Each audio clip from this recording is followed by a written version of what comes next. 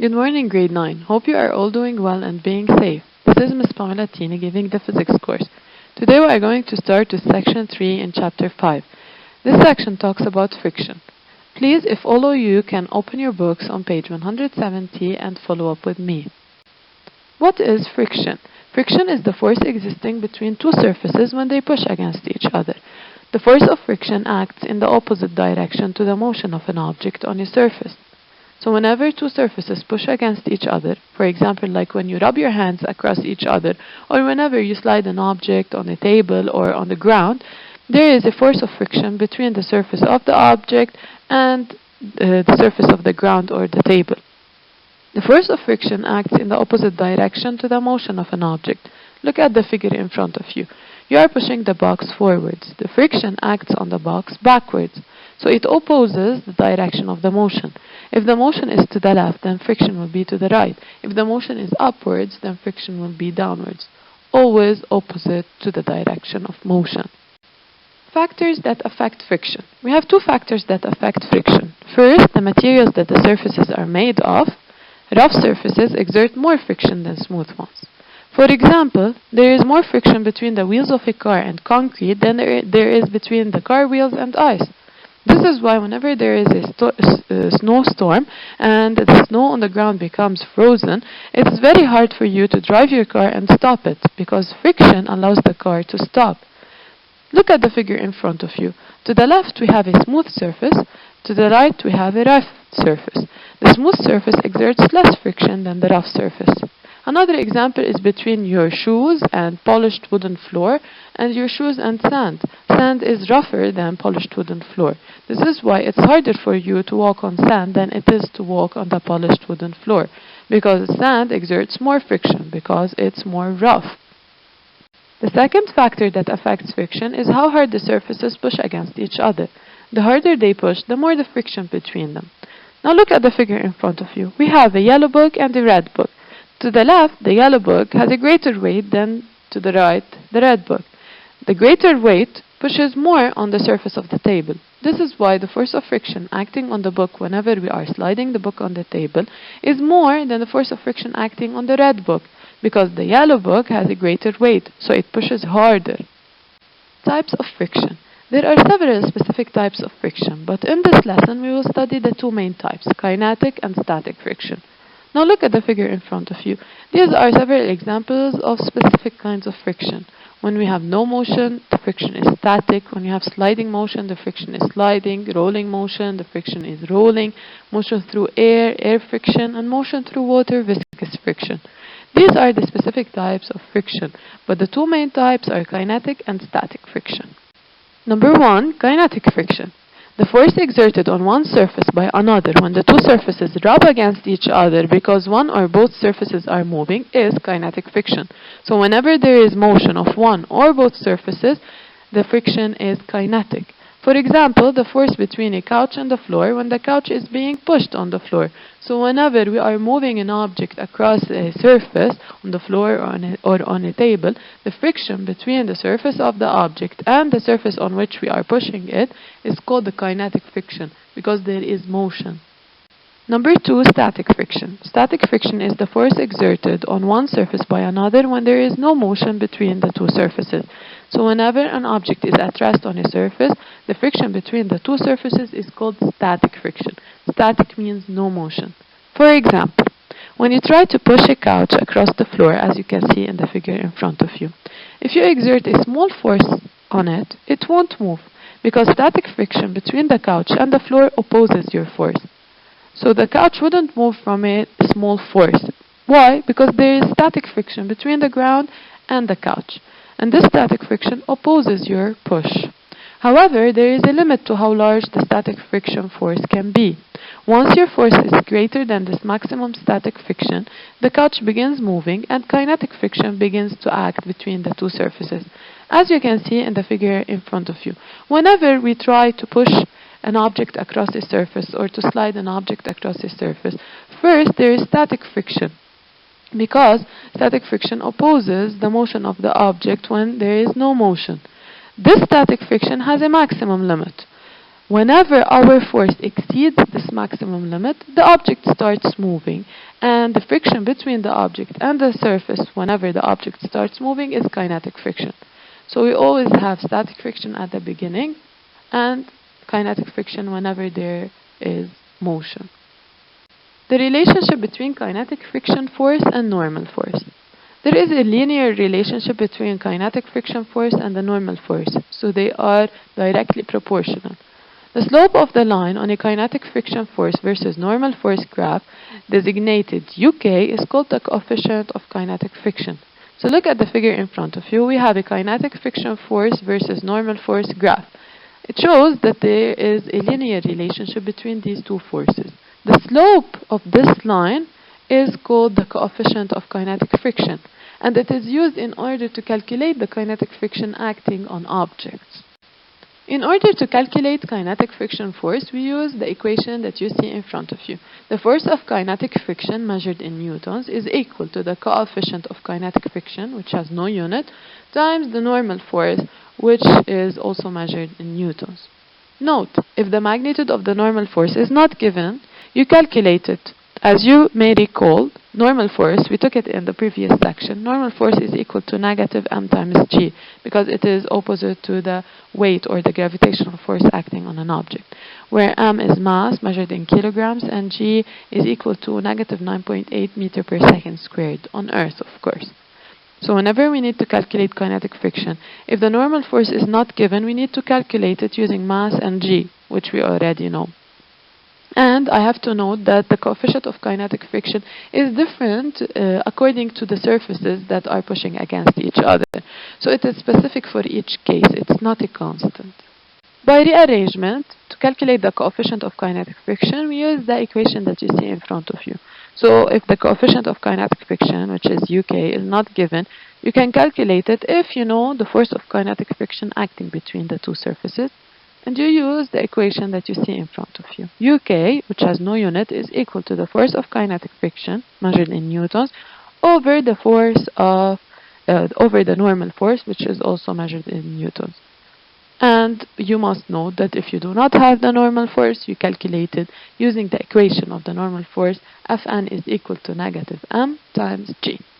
Also, by rearrangement, you can calculate the normal force. So if you do not have the mass, in order to know the normal force, and you have the force of kinetic friction between the surfaces and the coefficient of kinetic friction between the surfaces, you can know the normal force, and you can then get the mass from this normal force. So you use the following equation. Normal force is equal to the force of kinetic friction measured in newtons over the coefficient of kinetic friction, which has no unit. Now we are going to talk about how to calculate static friction force. First, I'm going to state several main ideas before I begin. First, the maximum static friction force relates to the normal force in a similar way as the kinetic friction force. So the relationship between the maximum static friction force and the normal force is also a linear relationship. Remember that the static friction force acts in response to a force trying to cause a stationary object to start moving. So static friction force is a force that acts in response whenever we try to move an object that is not moving. If there is no such force acting on an object, the static friction force is zero. So if we are not trying to move the object, there is no static friction force. If there is a force trying to cause motion, the static friction force will increase up to a maximum value before it is overcome and motion starts. So whenever we are pushing on an object that is stationary, that is not moving, and we are trying to cause it to start moving, static friction force begins to act. And this static friction force reaches a maximum value before our force is more than it and the object starts moving. Then the friction between the object and the surface on which it moves is kinetic friction and no longer static friction. So in order to calculate the static friction force, you use the equation that you see in front of you. It is very similar to the equation of kinetic friction. So the force of maximum static friction measured in newtons is equal to the coefficient of static friction, which has no unit, times the normal force, which is also measured in newtons. Note, this maximum static friction force must be overcome before motion can begin. So if we calculated this maximum static friction force and it is 17 newtons, we must exert a force more than 17 newtons in order to get the object to start moving. The equations for the kinetic and maximum static friction forces involve only the magnitudes of the forces, so it doesn't involve the directions of the forces. The friction forces are always perpendicular to the normal force, so they only have an x component. This is why we do not calculate their x and y components, because they only act on the horizontal axis, which is the x-axis. Why? Because they are perpendicular to the normal force, as you can see in the figure in front of you. The normal force acts upwards, and the force of friction acts opposite to the direction of motion, which is backwards, and it is on the negative side of the x-axis. By rearrangement, in order to calculate the coefficient of static friction, we use the following equation. US is equal to maximum static friction force over the normal force. The forces are measured in newtons and the coefficient has no unit. So if we do not have the coefficient but we know the maximum static friction force between the surfaces and the normal force, or the mass of the object, because we can use the mass in order to get the normal force, we can calculate the coefficient of static friction. And I will also note that the coefficients of static friction and the coefficient of kinetic friction are different according to the surfaces that are pushing against each other. So these two frictions are specific for each case. Look at the figure in front of you. This figure shows you how the coefficients of static friction and kinetic friction differ according to the surfaces that are pushing on each other.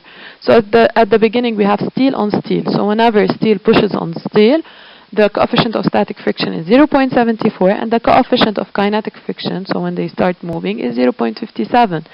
If we have glass on glass, the coefficient of static friction is 0.94, but the coefficient of kinetic friction is 0.4. If we have metal on metal, the coefficient of static friction is 0.15. Ice on ice, the coefficient of static friction is 0.1. So you can see very clearly that the coefficients differ according to the kinds of surfaces, and this is what I was talking about. Also, by rearrangement, we can calculate the normal force. So if we do not have the mass, but we know the maximum static friction force and the coefficient of static friction, we can calculate the normal force. Fn, which is measured in newtons, is equal to the force of maximum static friction, also measured in newtons, over the coefficient of static friction, which has no unit. Recall that the normal force acting on an object is equal in magnitude and opposite in direction to the gravitational force of the object. So normal force is equal to negative m times g. M is mass in kilograms and g is equal to negative 9.8 Newton per kilograms or meter per second squared. Both units are correct. Example: Jane is dragging a box full of toys from her room to the sitting room. The box and the books together have a combined mass of 12 kilograms. If the coefficient of static friction between the floor and the box is 0.42, how hard must Jane push horizontally on the box in order to start it moving? In order to know how hard must Jane push in order to get the object to start moving, we need to know the force of maximum static friction between the object and the surface. And in order to find the force of static friction, we need to know the coefficient and the normal force. We have the coefficient, but we do not have the normal force, so we calculate it using the equation that we already know.